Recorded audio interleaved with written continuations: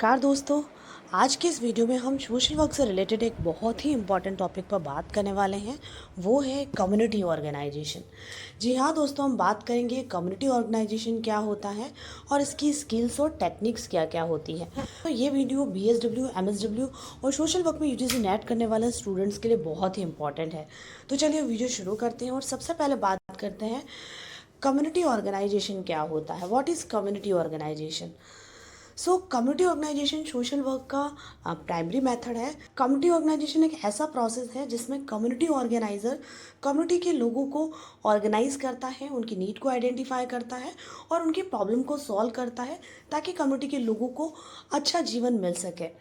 Community organisation के बहुत सारे ऑब्जेक्टिव्स हैं। सबसे पहला ऑब्जेक्टिव है कम्युनिटी की नीड को आइडेंटिफाई करना, कम्युनिटी में क्या क्या प्रॉब्लम्स है उसका आइडेंटिफाई करना।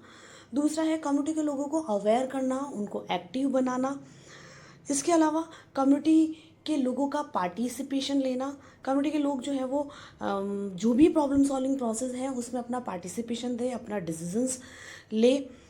इसके अलावा कम्युनिटी ऑर्गेनाइजेशन का ऑब्जेक्टिव है रिसोर्सेज का सही यूटिलाइजेशन करना। कम्युनिटी के अंदर बहुत तरह के रिसोर्सेज होते हैं तो उनका सही यूज़ करना कम्युनिटी ऑर्गेनाइज़र लोगों को सिखाता है।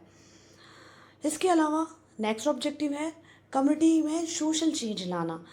कम्युनिटी ऑर्गेनाइजेशन सोसाइटी के अंदर या कम्युनिटी के अंदर एक पॉजिटिव सोशल चेंज लाने का काम करता है।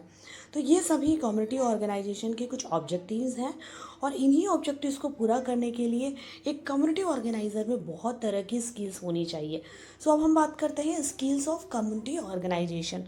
यानी एक सोशल वर्कर जब कम्युनिटी में काम करे तो उसके अंदर किस किस तरह की स्किल्स होनी चाहिए ताकि वो कम्युनिटी को ऑर्गेनाइज कर सकें। सबसे पहली स्किल है कम्युनिकेशन स्किल। एक कम्युनिटी ऑर्गेनाइज़र में कम्युनिकेशन की स्किल्स का होना ज़रूरी है। अगर एक कम्युनिटी ऑर्गेनाइज़र में कम्युनिकेशन की स्किल्स अच्छी होगी तो वो कम्युनिटी के लोगों से अच्छे से इंटरेक्ट कर पाएगा, उनको क्लियरली बता पाएगा कि कम्युनिटी की प्रॉब्लम्स क्या है और उनकी प्रॉब्लम्स को सॉल्व कैसे करना है। और विदाउट कम्युनिकेशन अगर लोगों को अवेयर करना है तो ये पॉसिबल नहीं है। कम्युनिकेशन स्किल्स का होना ज़रूरी है। सेकेंड है लीडरशिप स्किल्स। कम्युनिटी ऑर्गेनाइज़र में लीडरशिप की स्किल्स का होना भी ज़रूरी है क्योंकि कम्युनिटी ऑर्गेनाइज़र कम्युनिटी को लीड करता है, गाइड करता है, उनको मोटिवेट करता है। अगर कोई भी सोशल अवेयरनेस करनी है कम्युनिटी के अंदर तो कम्युनिटी ऑर्गेनाइज़र को लोगों को लीड करना ज़रूरी है। वो खुद भी पार्टिसिपेट करे ताकि लोगों को लगे कि जो कम्युनिटी ऑर्गेनाइज़र है या जो सोशल वर्कर है वो एक लीडर की तरह काम कर रहा है। तीसरी है problem solving skills. Problem solving skills बहुत इंपॉर्टेंट स्किल है जिसमें प्रॉब्लम को आइडेंटिफाई किया जाता है और उसका सल्यूशन निकाला जाता है। जैसे अगर गांव के अंदर पानी की शॉर्टेज है तो एक social worker rain water harvesting या टैंक अरेंजमेंट का सल्यूशन दे सकता है। तो गांव में ऐसी कई तरह की छोटी मोटी प्रॉब्लम्स होती हैं तो एक सोशल वर्कर को गांव की या जो कम्युनिटी है उसकी प्रॉब्लम को आइडेंटिफाई करना आना चाहिए और एक पॉसिबल सोल्यूशन निकालने का स्किल भी उसमें होना ज़रूरी है। फोर्थ है डिसीजन मेकिंग स्किल्स, निर्णय लेने की क्षमता। एक कम्युनिटी ऑर्गेनाइज़र में निर्णय लेने की क्षमता होनी चाहिए और निर्णय भी राइट टाइम पर डिसीजंस लेना आना चाहिए। जैसे अगर कम्युनिटी के अंदर लिमिटेड फंड्स हैं या लिमिटेड रिसोर्सेज हैं तो ये डिसाइड करना कि पहले किस तरह के प्रोजेक्ट्स के ऊपर काम करना ज़रूरी है या कम्युनिटी की पहली ऐसी ज़्यादा महत्वपूर्ण आवश्यकता कौन सी है जिसके ऊपर उस फंड का यूज़ किया जा सके और लोगों को मदद की जा सके। तो ये एक तरह से डिसीजन मेकिंग स्किल्स जो है वो कम्युनिटी ऑर्गेनाइज़र में होनी चाहिए कि किस तरह के प्रोजेक्ट्स के ऊपर सबसे पहले काम करना है ताकि हम कम समय में सही डिसीजन के माध्यम से कम्युनिटी के लोगों को पहले हेल्प कर सकें। इसके अलावा नेक्स्ट स्किल है इंटरपर्सनल स्किल्स जिसको हम व्यक्तिगत संबंध कौशल कहते हैं। लोगों के साथ में ट्रस्ट और रिलेशनशिप बनाना। एक सोशल वर्कर या कम्युनिटी ऑर्गेनाइज़र में इंटरपर्सनल स्किल्स का होना भी ज़रूरी है क्योंकि कम्युनिटी ऑर्गेनाइज़र जब तक कम्युनिटी का ट्रस्ट नहीं जीतेगा, विश्वास नहीं जीतेगा, तब तक कम्युनिटी के लोग उसके ऊपर बिलीव नहीं करेंगे और वो उसको सपोर्ट नहीं करेंगे। कोई भी प्रोग्राम तब तक सक्सेसफुल नहीं हो सकता जब तक कि लोगों के विश्वास को जीता न जाए। तो एक इंटरपर्सनल स्किल जो है वो भी सोशल वर्कर के लिए बहुत ही इम्पॉर्टेंट है। लास्ट है एनालिटिकल स्किल्स जिसको हम विश्लेषणात्मक कौशल कहते हैं। ये स्किल भी सोशल वर्कर में होनी चाहिए। एनालिटिकल स्किल्स के अंदर सिचुएशन को डीपली समझने का काम किया जाता है। एनालिटिकल स्किल्स में एक सोशल वर्कर प्रॉब्लम को डीपली समझता है। जैसे अगर किसी कम्युनिटी के अंदर स्कूल ड्रॉप आउट की प्रॉब्लम सबसे ज़्यादा है, तो एक सोशल वर्कर को एनालाइज करना आना चाहिए कि उसके पीछे के रीजंस क्या है, ऐसे क्या कारण है जिसके कारण जो है वो ड्रॉप आउट ज़्यादा हो रहा है, और फिर उस प्रॉब्लम को जानकर उसका सल्यूशन निकालना आना चाहिए। सो ये एक एनालिटिकल स्किल है। सो ये सभी स्किल्स जो है एक कम्युनिटी ऑर्गेनाइज़र या एक सोशल वर्कर के लिए बहुत ही इंपॉर्टेंट है अगर वो कम्युनिटी को ऑर्गेनाइज करना चाहता है। अब लास्ट हम बात कर लेते हैं टेक्निक्स ऑफ कम्युनिटी ऑर्गेनाइजेशन, यानी कम्युनिटी के अंदर डेवलपमेंट करने के लिए या ऑर्गेनाइज करने के लिए कम्युनिटी ऑर्गेनाइज़र किस किस तरह की टेक्निक्स का यूज़ करें। तो सबसे पहली है अवेयरनेस कैंपेन, लोगों को जागरूक करने के लिए जागरूकता अभियान। सो जनरली कम्युनिटी ऑर्गेनाइज़र जो है वो कम्युनिटी के लोगों को अवेयर करने के लिए, किसी भी इशू पर अवेयर करना है तो वो अवेयरनेस कैंपेन ही लगाता है।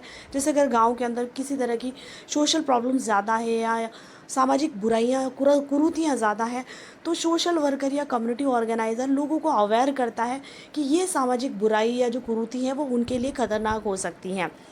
और ऐसे बहुत सारे इश्यूज़ के ऊपर कैंपेन लगाकर हम लोगों को अवेयर कर सकते हैं। सेकंड टेक्निक है ग्रुप डिस्कशंस, समूह चर्चा। सो एक कम्युनिटी ऑर्गेनाइजेशन जो है वो कम्युनिटी के लोगों से आइडियाज़ अगर वो लेना चाहता है तो वो कम्युनिटी के लोगों के साथ में ग्रुप डिस्कशंस कर सकता है। जैसे अगर महिलाओं की प्रॉब्लम है तो महिलाओं के साथ में बैठ के करके उनकी प्रॉब्लम्स को जानना और उन्हीं से आइडियाज़ लेना कि वो किस तरह के सॉल्यूशंस चाहती हैं। तो एक कम्युनिटी ऑर्गेनाइजर ग्रुप डिस्कशंस के थ्रू भी वो कम्युनिटी की प्रॉब्लम को आइडेंटिफाई भी कर सकता है और उसी ग्रुप डिस्कशन के थ्रू वो सोल्यूशन भी निकाल सकता है। नेक्स्ट टेक्निक है सर्वे एंड रिसर्च। सर्वे और रिसर्च बहुत ही इंपॉर्टेंट है। सो कम्युनिटी के लिए भी सर्वे और रिसर्च का यूज़ करके कम्युनिटी ऑर्गेनाइज़र कम्युनिटी की प्रॉब्लम को आइडेंटिफाई भी कर सकता है और उसका सोल्यूशन भी निकाल सकता है। सो कम्युनिटी ऑर्गेनाइज़र गांव में जाकर सर्वे कर सकता है। किसी भी पर्टिकुलर इशू के ऊपर वो बेसिक सर्वे करना चाहता है तो बेसिक सर्वे कर सकता है। किसी पर्टिकुलर प्रॉब्लम्स के ऊपर स्टडी करना चाहता है तो वो उसके लिए सर्वे कर सकता है। डेटा कलेक्ट कर सकता है कि एजुकेशन की कमी है तो उसके पीछे के कारण क्या है, कितने लोग एजुकेटेड हैं, कितने लोग एजुकेटेड नहीं हैं। रोज़गार के ऊपर सर्वे कर सकता है कि रोज़गार कितने लोगों के पास में है, कितने लोगों के पास में नहीं है। सो ऐसा डेटा कलेक्ट करके वो प्रॉब्लम को आइडेंटिफाई कर सकता है और डेटा के थ्रू वो प्रॉब्लम का सल्यूशन भी निकाल सकता है। सो रिसर्च और सर्वे जो है वो भी एक बहुत ही इंपॉर्टेंट टेक्निक है। नेक्स्ट है कम्युनिटी मीटिंग, सामुदायिक बैठक।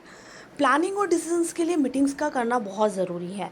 सो अगर कम्युनिटी ऑर्गेनाइज़र एक कम्युनिटी के अंदर डेवलपमेंट करना चाहता है तो सबसे पहले वो प्लानिंग अच्छी तरीके से करे, और प्लानिंग करने के लिए कम्युनिटी ऑर्गेनाइज़र को गांव के लोगों का सहयोग सबसे पहले लेना ज़रूरी है। सो वो विलेज मीटिंग्स कर सकता है जिसमें गांव के लोगों को बुलाकर उनके साथ में मीटिंग्स करें, उन्हीं से पूछकर उन्हीं से बात करके ये डिसाइड करें कि उनको क्या करना है, वो प्लानिंग किस तरीके से करें, डिसीजंस क्या लिया जाए। ये सभी जो है वो कम्युनिटी मीटिंग के अंदर डिसाइड होना चाहिए। सो उसी के थ्रू वो प्रॉब्लम को सॉल्व कर सकते हैं। सो ये भी एक अच्छा टूल है। नेक्स्ट है लीडरशिप डेवलपमेंट। सो इसके अंदर कम्युनिटी ऑर्गेनाइज़र जो है वो लोकल लीडर्स को तैयार करता है। सो क्योंकि कम्युनिटी ऑर्गेनाइज़र हमेशा कम्युनिटी के अंदर नहीं रह सकता है, सो उसका काम है कि कम्युनिटी को सेल्फ डिपेंड बनाना, और उसके लिए वो कम्युनिटी के जो लोकल लीडर्स हैं उन्हीं को तैयार करे, क्योंकि इन फ्यूचर अगर कम्युनिटी के अंदर और भी कई तरह की प्रॉब्लम्स आएगी तो वहीं के लीडर्स को तैयार कर दिया जाए ताकि वो लीडर जो है वो कम्युनिटी के डेवलपमेंट के लिए प्लानिंग करें और उसका सोल्यूशन निकाल सके। तो यहाँ पर कम्युनिटी ऑर्गेनाइज़र गाँव के लोगों को ट्रेंड करता है। अगर वहाँ पर यूथ काफ़ी एक्टिव है तो वो यूथ लोगों को या यूथ लीडर्स को तैयार कर सकता है, उनको ट्रेनिंग्स प्रोवाइड कर सकता है कि वो कम्युनिटी के अंदर क्या काम करें, कैसे काम करें और फ्यूचर में आने वाली प्रॉब्लम्स को कैसे वो सॉल्व करें। तो ये सभी कुछ जो है वो लीडरशिप डेवलपमेंट के प्रोग्राम के थ्रू भी एक कम्युनिटी ऑर्गेनाइज़र जो है वो कम्युनिटी के अंदर डेवलपमेंट के लिए काम कर सकता है।